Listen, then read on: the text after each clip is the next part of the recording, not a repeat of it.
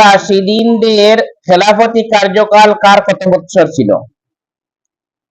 হযরত আবু বকর সিদ্দিক রাদিয়াল্লাহু তাআলা আনহু 2 বছর 3 মাস 10 দিন। হযরত ওমর ফারুক রাদিয়াল্লাহু তাআলা আনহু 10 বছর 6 মাস 4 দিন। হযরত উসমান গনি রাদিয়াল্লাহু তাআলা আনহু 12 বছর। হযরত আলী রাদিয়াল্লাহু তাআলা আনহু 60 বছর 9 মাস প্রায় 30 বছর। গত দিন পড়াইতে সময় কইছি খলিফা কারে হয় আপনারা পড়ে লিখেন। খলিফা কতজন? খুলাফায়ে রাশিদিন। খলিফা তো ফারাও আসলা, খুলাফা রাশিদিন যারা হুজুর সাল্লাল্লাহু আলাইহি সাল্লামে নির্দিষ্ট করে দিয়া গেছেন। দুনিয়াটা কি নবীজি বিদায় হওয়ার বাদে এই 60 জনে খেলাফতি চালাইছেন। প্রথমে আবু বকর সিদ্দিক রাদিয়াল্লাহু তাআলা আনহু কত বছর? 2 বছর 3 মাস 10 দিন। কিছু তোমরা দেখিয়া হও না মানে। আর হযরত উমর ফারুক রাদিয়াল্লাহু তাআলা আনহু কত বছর? 10 বছর 6 মাস 60 দিন। হযরত উসমান গনি রাদিয়াল্লাহু তাআলা আনহু কত বছর? 12 বছর। আর হযরত আলী রাদিয়াল্লাহু তাআলা আনহু কত বছর? 60 বছর 9 মাস প্রায় 30 বছর। এখন পরীক্ষা তোমাদের কোন সময় আইতে পারে বলে বলে হযরত উমর ফারুক রাদিয়াল্লাহু তাআলা আনহু কত বছর খেলাফতি করছেন? পুরাটা না ইয়া হয়তো বলে আইতে পারে হযরত আলী রাদিয়াল্লাহু তাআলা আনহু কত বছর খেলাফতি চালাইছেন? সংক্ষিপ্ত প্রশ্ন।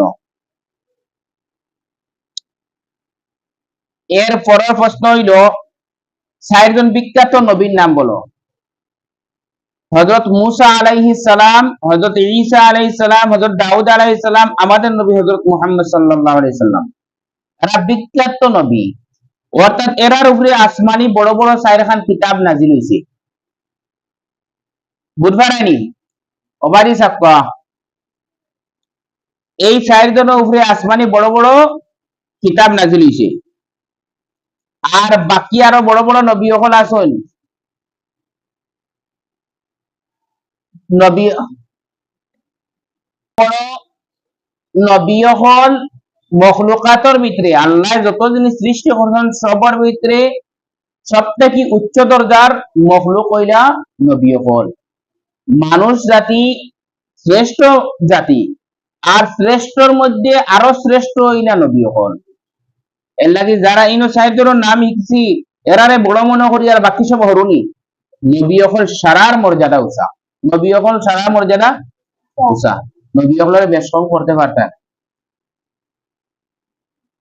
হযরত আদম আলাইহিস সালামের সংক্ষিপ্ত পরিচয় দাও। হযরত আদম আলাইহিস সালাম পৃথিবীর সমস্ত মানব জাতির আদি পিতা। আমরা সবাই উনার সন্তান। আল্লাহ তাআলা সর্বপ্রথম ফেরেশতা দ্বারা মাটি আনয়ন করাইয়া আল্লাহর আপন কুদরতে আদমকে সৃষ্টি করেন এবং হযরত আদম আলাইহিস সালাম হইতে হযরত হাওয়া আলাইহাস সালাম এর সৃষ্টি হয় এবং তাদেরকে বেহেশতে থাকার নির্দেশ দান করা হয় ও নিষেধ করা হয় যে গন্ধুম গাছের কাছে যাওয়া থেকে অথবা তাহার ফল খাওয়া হইতে। কিন্তু শয়তানের ফাঁদে পড়িয়া ভুলবশত গন্ধুম গাছের ফল ভক্ষণ করেন, যার ফলে তাদেরকে বেহেশত হইতে বাহির করিয়া হযরত আদম আলাইহিস সালামকে শ্রীলঙ্কার দ্বীপের মধ্যে এবং হযরত হাওয়া আলাইহাস সালামকে জিদ্দা ছাড়িয়া দেওয়া হয় এবং বহুদিন পর আরফার ময়দানে দুইজন একত্রিত হন। এরপর হইতে মানব জাতির বংশ বিস্তার আরম্ভ হয়।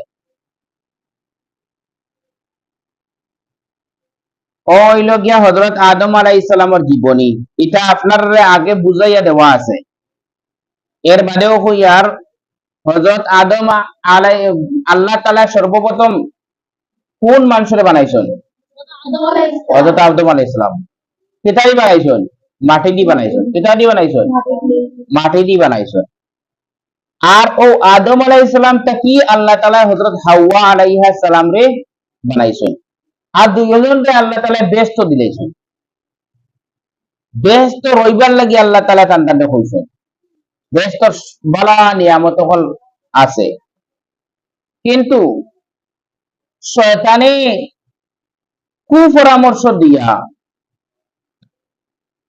পরামর্শ দিছে আল্লাহ তাআলা কিন্তু বেহেশত থাকবার লাগি কইছেন আর নিষেধ করছেন ও জিনিসের দ্বারও যাইব না,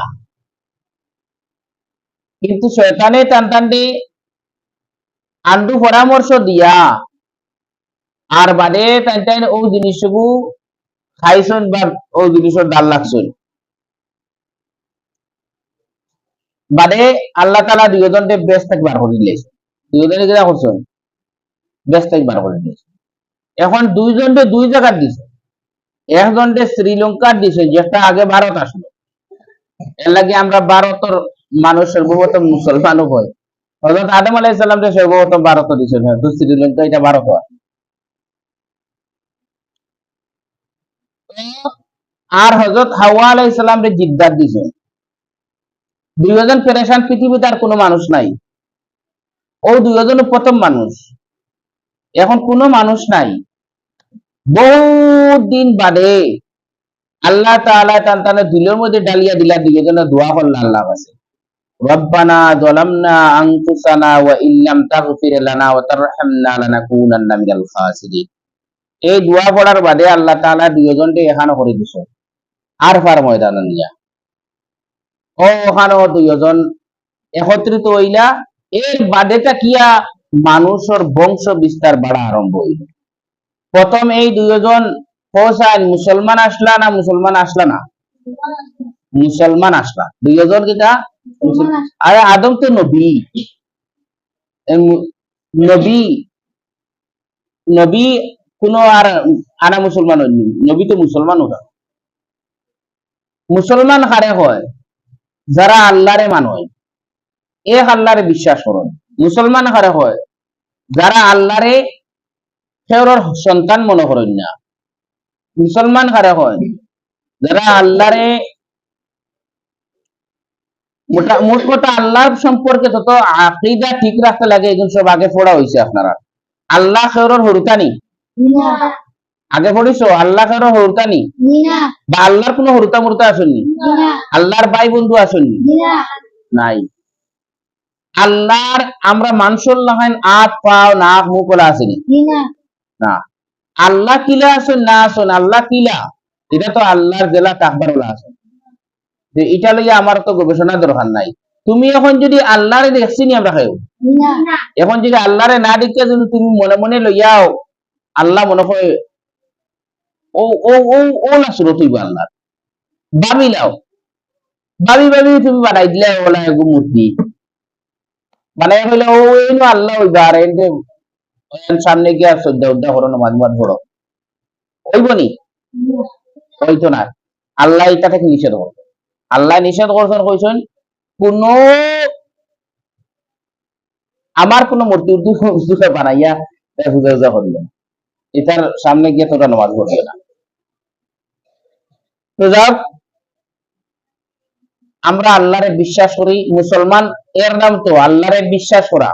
আল্লাহ যত জিনিসের উপরে ইমান আনবার লাগে কইছেন ওগুলোর উপরে ইমান আনি দেওয়া, আর যত হুকুম আহকাম মানবার লাগে আল্লাহ কইছেন ওগুলো হুকুম আহকাম অনুযায়ী নিজের চলাফেরা করা।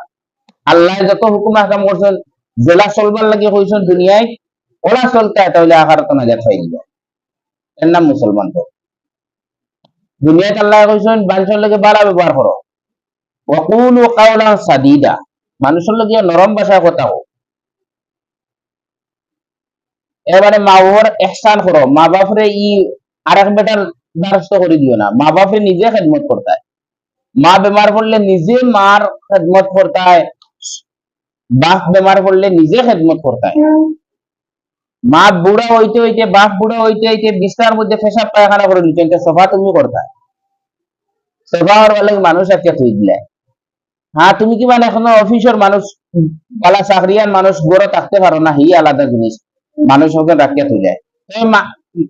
মার বাপ বেমার পড়া বাদে মারে নিয়ে দিলে সরকারি কোন একটা সিস্টেমের ভিতরে যাতে তুমি আর মার খেদমত করা লাগে না, অন্য সরকারের ইলা না, মার খেদমত নিজে করতে হয়, বাপের খেদমত নিজে করতে হয়, তখন মার বাপে তোমার বা দেখবা আর মনটা খুশি ধরে সরুটা দেখলে বাধা ব্যবহার হোক মুখ শেষ।